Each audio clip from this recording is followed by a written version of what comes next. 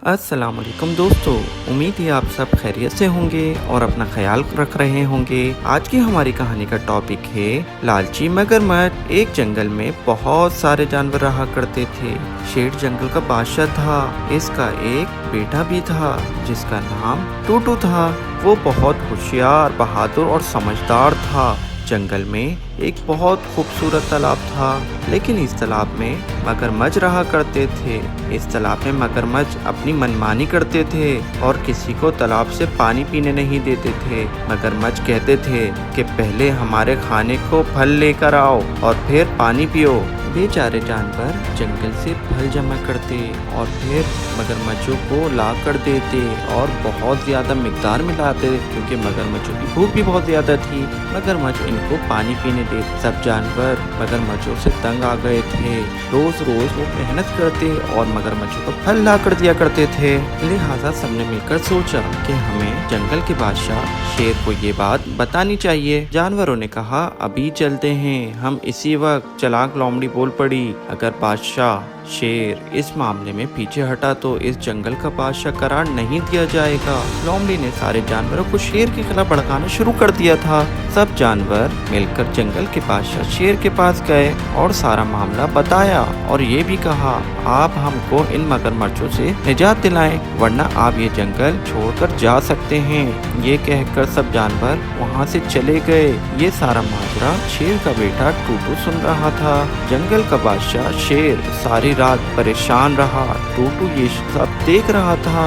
इसने जंगल के सारे जानवर को बुला लिया और इनसे कहा, इस जंगल के बादशाह शेर तो बहुत अच्छे हैं, आप लोगों का इतना ख्याल रखते हैं और आप हैं कि मुश्किल वक्त में इनका साथ छोड़ रहे हैं। चालाक लोमड़ी ने कहा, इस छोटे से बच्चे को क्या पता इन हालात का, इन बातों के बारे में। लेकिन टूटू की ये बात जानवरों के दिलों में जड़ पकड़ गई और इन सब जानवरों ने बादशाह शेर के पास जाकर अपने रवैये की माफी मांगी और कहा, हम सब मिलकर मगरमच्छों का मुकाबला करेंगे, हम आपके साथ हैं। सब सोच रहे थे कि मगरमच्छों का मुकाबला किस तरह से किया जाए। इतने में टूटू बोल पड़ा कि मगरमच्छों को खाने का बहुत शौक है और इनका सबसे पसंदीदा खाना खरगोश है। अब तो शामत खरगोश की थी। इतने में हाथी बोल पड़ा, हम खरगोशों को मार तो नहीं सकते ना टूटू। टूटू ने कहा, नहीं, हम इन्हें मारेंगे नहीं, तो हाँ, अलबत्ता इनका इस्तेमाल जरूर कर सकते हैं। सारे जानवर टूटू की शक्ल देख रहे थे